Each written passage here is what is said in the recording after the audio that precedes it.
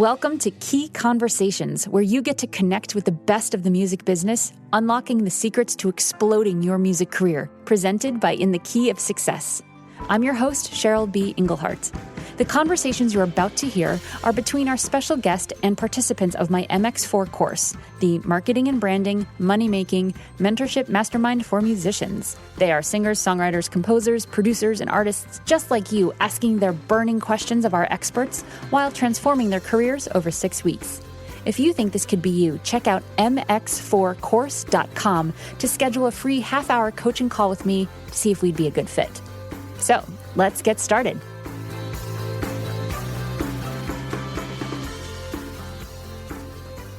So I'm gonna lead it to Scott. Scott, do you have any questions for Etan? I'll let you know if you ask something that already got answered. But so far we've sort of hit a bunch of different areas, so I think you might be in the clear here. Yeah, I have a personal question, just in terms of maybe your own experience. I'm getting ready to release new music. I've never recorded an album before, so this is a first time for me, and I have a lot of songs I really like, but I also know that it's a huge undertaking. It's a lot of money to put forward. In your experience, what usually works best for an artist, like, say, in my position, that's sort of just getting started, just starting to put their music out there? Do you usually just recommend like 5, 6, maybe even a smaller EP, or do you say just go? If you have the songs, just go for it.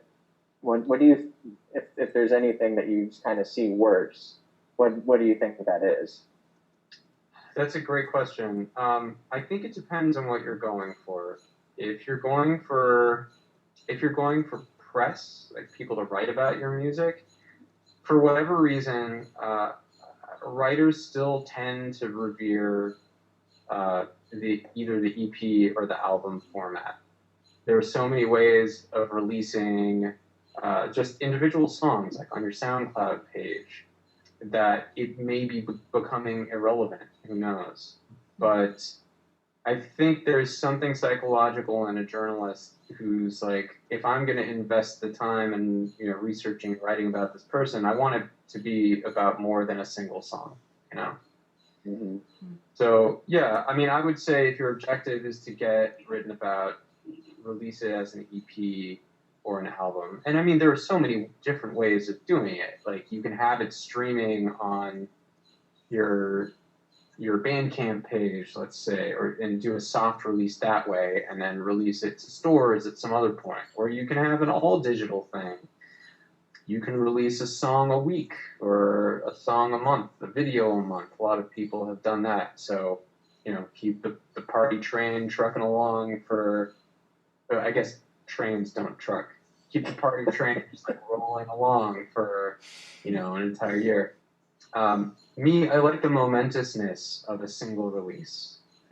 And I also like physical stuff, like a lot of people don't.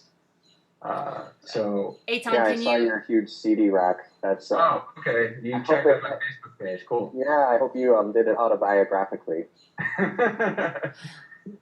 I've considered like dividing it by genres, or maybe even the color of the CD spine at some point, but wow, for ease of use, it's got to be alphabetical, man. So you guys, Etan just posted on his Facebook page a CD rack that he's constructing that looks like it takes up about 40 square feet of wall space. So that's what they're talking about right now. That has CDs on it. So yeah. Etan, will you clarify what you just said? You said you're all about the momentous single release. Do you mean singular release? Oh, sorry. Okay, I didn't mean single as in like one track. Okay, cool. I mean, I like the bigness of an actual album. Cool. I still believe in a collection of songs as a statement where you can see an arc and you can get lots of different takes on your personality as a music creator, all in in a nugget. But I think that's changing. I read this really interesting article by Mike Errico on the Q Point blog recently. We actually reposted it on ASCAP with his permission. And he talks about how throughout recorded music history, the medium itself has kind of defined the kind of music that we write. So, for example, like back in the LP era, you only had 22.5 minutes or so per side. And so, let's say a jazz musician or a classical composer was limited to the amount of music that you could write, because you don't want to like stop, just arbitrarily cut the piece off and have to flip over the record and then start it again. So you wouldn't get sides that were longer than that. Now we don't have those constraints, but he was looking at, rules, let's say on Spotify or YouTube, where they won't start paying for something until it's hit the 30-second mark. So is that incentivizing people to write a bunch of songs that are exactly 30 seconds long, Or maybe it's becoming a completely new medium or a new way of writing, So maybe a 3.5-minute single won't be the norm in the future. This is all a long-winded way of saying that like it's all in flux, but I think the ideal thing to do is think about where your fans are and who your fans are, and what will be the easiest way for them to buy your album. So I don't know. Do you tour at all? Do you play out? No, I don't. I haven't done a lot of my original music yet out live. I'm a violinist, classically trained, so a lot of what I've been doing as gigging, usually I play with someone else. I played with a DJ. I also do some classical weddings or engagement proposals, things of that sort. I've also played some praise and worship music at church. Mm-hmm. But I'm still trying to do a lot with, you had mentioned Andrew Bird. I'm trying to do a lot more solo violin stuff and singing at the same time. So I'm trying to get my set together so that way I can go out and do like a sort of like a one-man show. Sure. Well, I mean, Cheryl can probably speak to this also, but I find that captive audiences, especially captive audiences that don't necessarily know a lot about music, they are fantastic buyers of actual physical things. Mm-hmm. So wedding gigs, corporate gigs, playing at fairs and things out in public, anywhere that's, like, paradoxically, anywhere that is not a concert where you are the star attraction, people will just buy your music in droves. So like, oh wow, this is out of the ordinary for this fair. Or this is the best wedding violinist I've heard. I wonder if he has an album. So for you, I would definitely recommend having an actual physical release, even if it's something you self-produce and, just have in your suitcase. You don't need to release it in stores necessarily. But you want to be everywhere that people could possibly find you.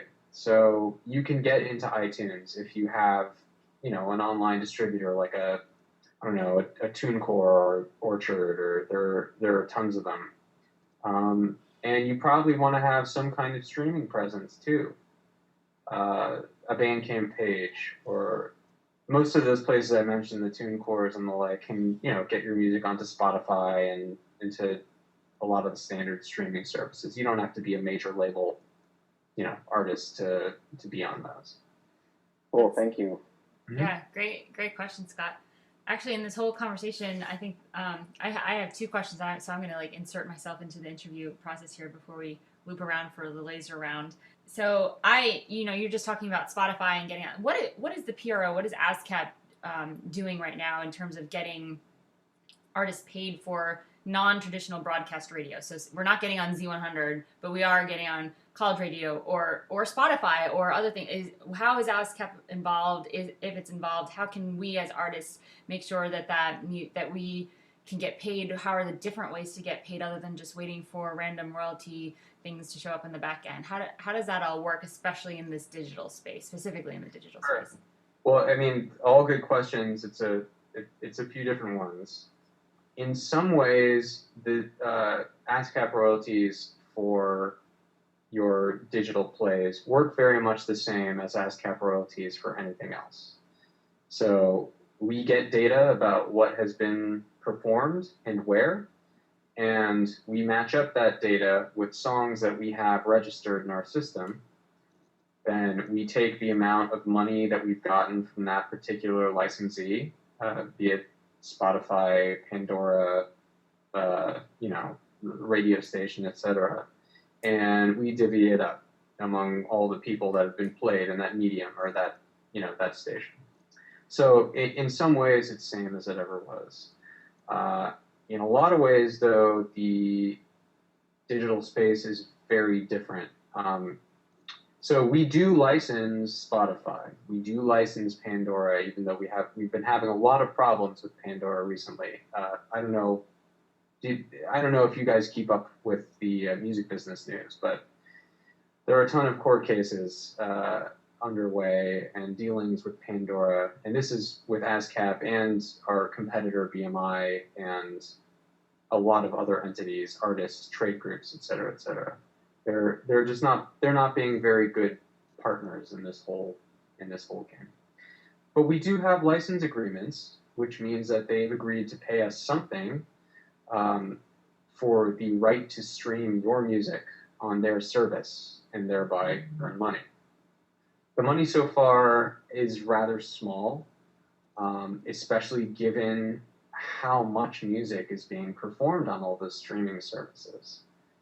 And we're actively working to bump up those licensing fees that they charge, or that they pay for the right to use your music. And there's also a lot that's happening on like the legislative front that's going to help that as well. So are you guys familiar with the Songwriter Equity Act at all? Mm-hmm. Okay, Deborah, you were at the expo, so you must have heard about it like every 10 minutes. This is a piece of legislation that ASCAP and our competitors are strongly behind. The idea is it's making some changes to existing copyright law so that we have more leverage to go negotiate for better prices. What happens right now, if we can't agree to a decent rate with Pandora, let's say, we go to a rate court where a single judge decides what the rate is. So like Pandora, you have to pay X percent of your annual revenues to ASCAP, let's say. Now what happens is they can't use other kinds of rates as benchmarks. So the judge sort of has her hands tied behind her back, and let's say one of our competitors is getting like 7.5% of Pandora's revenue. She can't take that into account when she decides what our revenue is going to be. So you end up with, let's say you're ASCAP, you have a BMI co-writer, both of you split the song evenly. The ASCAP writer is going to end up getting paid less than the BMI writer just because of some random, for the exact same performances, just because of some random quirk of the way that the system works. So we're actively trying to change that with the Songwriter Equity Act. I strongly encourage you guys to read up about it online. We have on the ASCAP advocacy page, we have a really easy way to write your congressperson about this. It's going to change the way that you make money from your music, for sure, regardless of your affiliation with ASCAP or BMI. This is just the law. That's how it works. So what can you do to take most advantage of it? I mean, first and foremost, you need to register your music with your PRO. You could be getting played 5 billion times every second. We're not going to pay you for any of it unless we have a registration of your song in our records. So it's simple. ASCAP, you go into member access, and you just tell us who wrote the song, who published the song, what the different splits are. You're on your way. We'll take care of the rest, basically. And it's the same thing with BMI or CSAC. So once that happens, we get a data feed of all the music that Spotify is playing, and we can automatically match it up with what's in our system, and that will trigger a payment to you if it's hit a certain small threshold of plays. Cool. And really, it's the same with anything else. You need to register your songs if you want to get paid. There are certain kinds of music where you have to do a little bit more legwork. Like, let's say your music was in a commercial for a car or a, I don't know, Burt's Bees product or anything, a beer or a cat.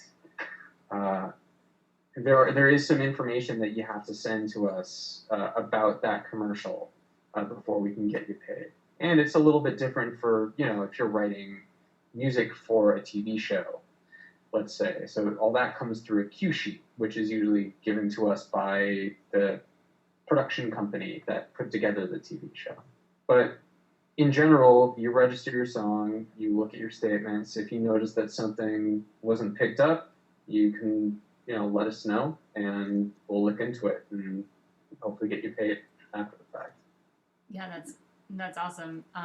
And I get asked all the time. I'm ASCAP only because 10 years ago when I was deciding, I had no idea. I literally did eeny, meeny, miny, mo, landed on ASCAP. And I've been super happy with them. And I know that it took a couple of communications for me after getting some commercial placements and told by the ad agencies, oh yes, we register all that stuff. It turned out they hadn't. And so I went and found out who the publisher was supposed to be, and I just got my first commercial, even though I've been having music on commercials airing for over 5 years. I just got my first ASCAP check because of it, and that was on me. So anytime you're not sure of it, hey, I did this music thing, I wonder if this is something that gets paid through ASCAP. Reach out to anyone on that website. My experience with ASCAP is that no matter who I reach out to, I always get a response. They point me to the right person, even if it's just the general email. So when in doubt, ask, and then they'll send you the right forms or the links to the right forms, and you might have to do a little legwork, but once you know what to do, it ends up being very fruitful. So, but I think it all comes down to just at least knowing what you've created and registering that with ASCAP. That sounds like the first and foremost. I know that I've gotten this question before. At what point in a song's creation do you register your song with ASCAP, and how does that cross with when you register it with the Copyright Office? Sure. So you can register your song with ASCAP as soon as you're done writing it. I definitely recommend, if you have a collaborator, as soon as you're done writing it, you just write down a very simple contract where you say, okay, we are splitting it this way for purposes of PRO royalties, for purposes of copyright. Just so that you have something in writing in case the song ends up doing incredibly well and lawyers come sniffing around later. So yeah, you can do it immediately. I mean, since we pay you for actual performances of your music, you're not going to get paid until your song starts getting used places. But that doesn't mean that you have to feel compelled to register it the second you put down your pen. PROs generally pay about 6 months after the performance takes place. So you've got a 6-month window to register the song, after it was performed.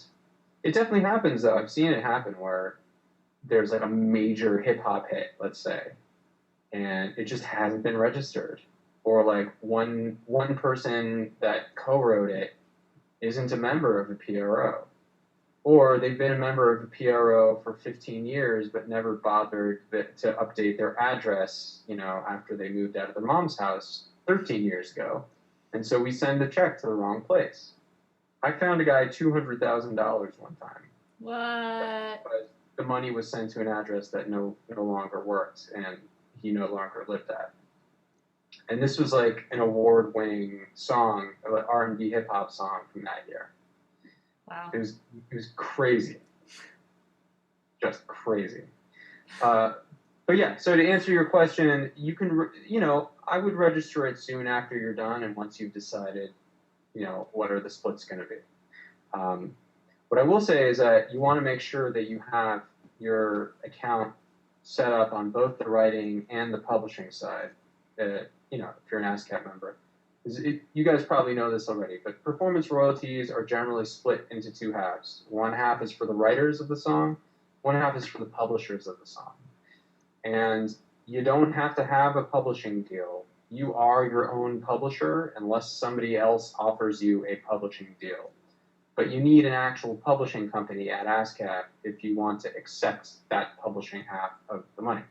So join up as both, and at that point, you register the song with your writer and your publisher listed, and then we can get you all the royalties that you deserve. Awesome. Cool. You asked about copyright too, right?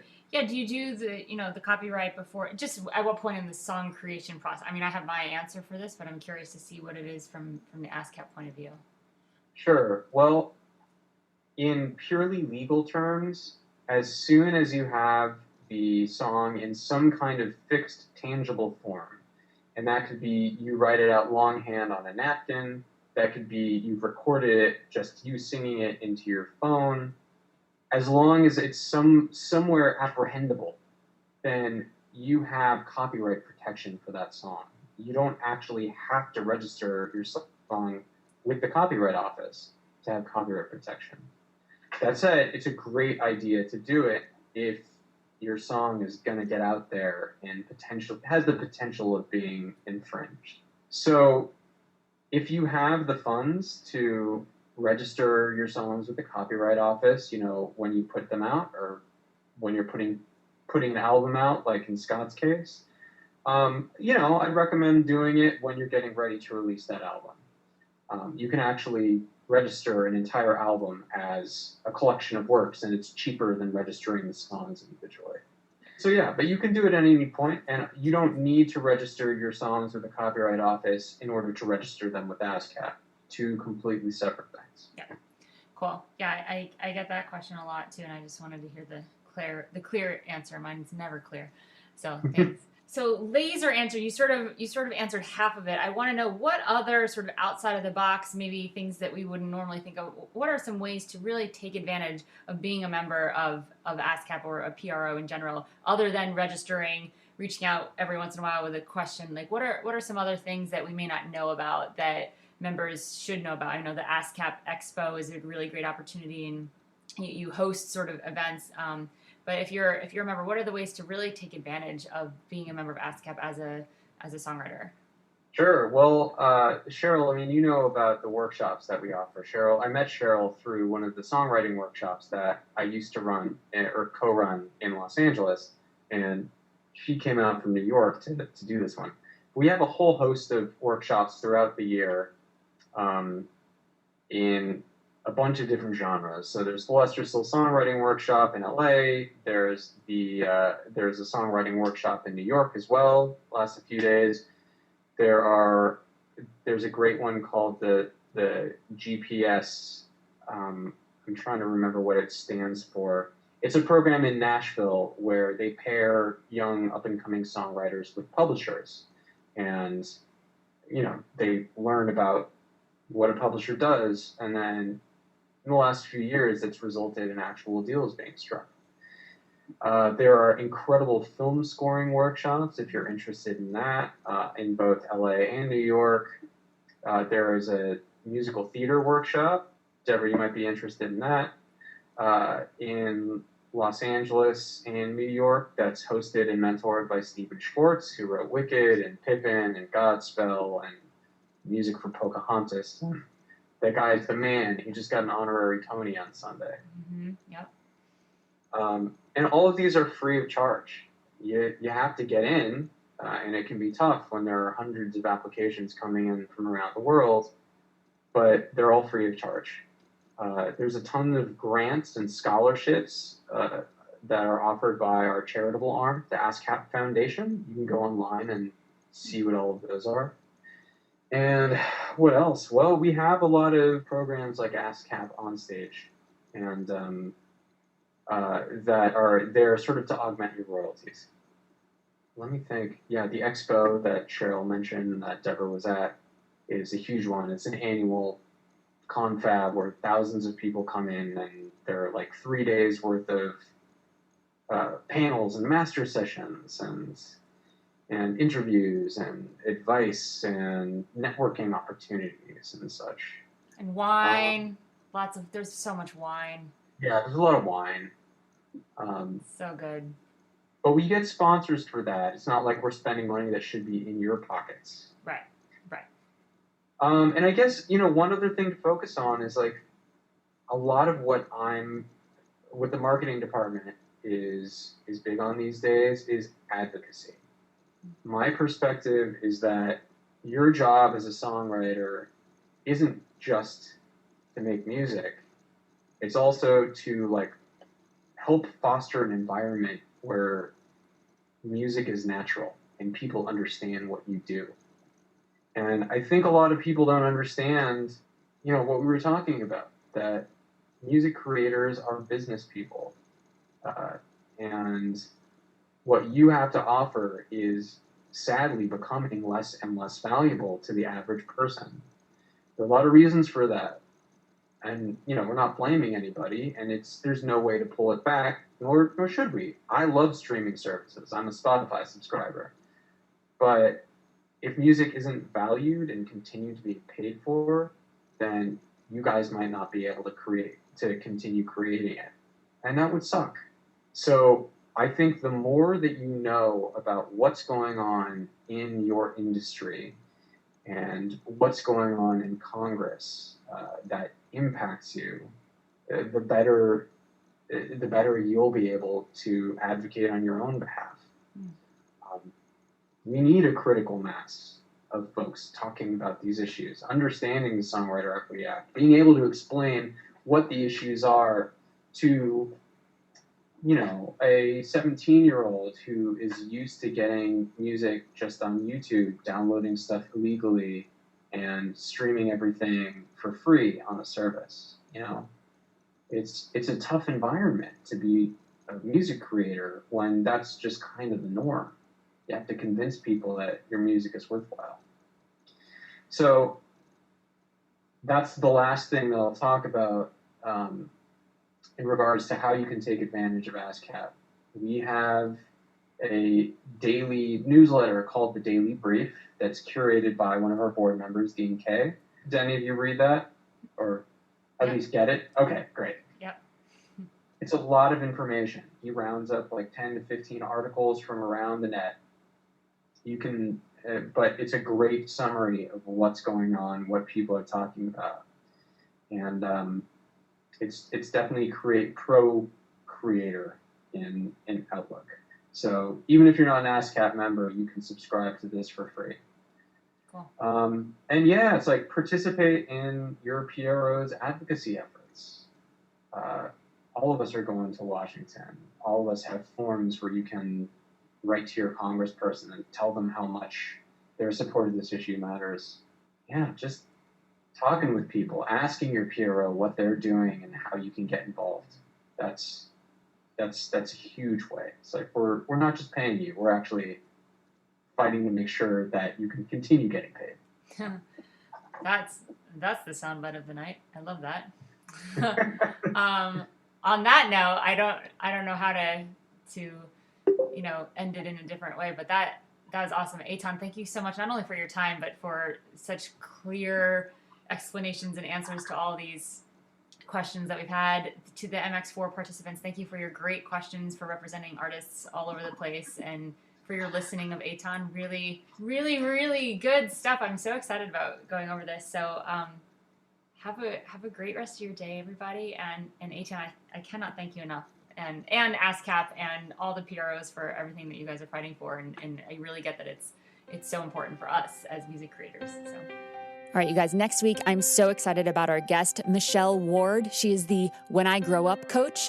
She has the best insights on how to really get the career that you want and get it today, like not in a couple years. She's super inspiring. You don't want to miss her.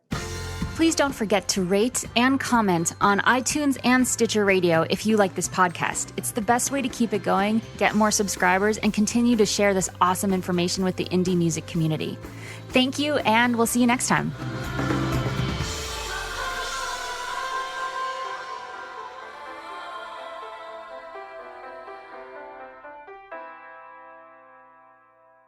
All of the music on this podcast has been created by yours truly. The theme song is called Inevitably, written with Cameron Ernst and produced by Joey Ock. You can find all the songs, plus more information on my music career at CherylBE.com. If you want to be one of the reasons I can keep this podcast and my blog Living on Gigging going, then head to patreon.com/cbemusic. There, you can contribute $1, $2, $5 for the creation of each of these free musician resources. Together, we can keep them coming and inspire other creative people to do what they love and do it well. Again, that's patreon.com/cbemusic. Key Conversations is sponsored in part by Bandzoogle. They make it easy to build a beautiful website for your music. Their step-by-step system gets you online in minutes, and you can choose from hundreds of mobile-friendly themes and customize them with their easy point-and-click editor. All the features you could possibly imagine for a professional website are built in. So, because you are a Key Conversations podcast listener, you get a special 3-month free trial just for you. Go to www.inthekeyofsuccess.com/resources and click on the Bandzoogle logo to access your free extended trial.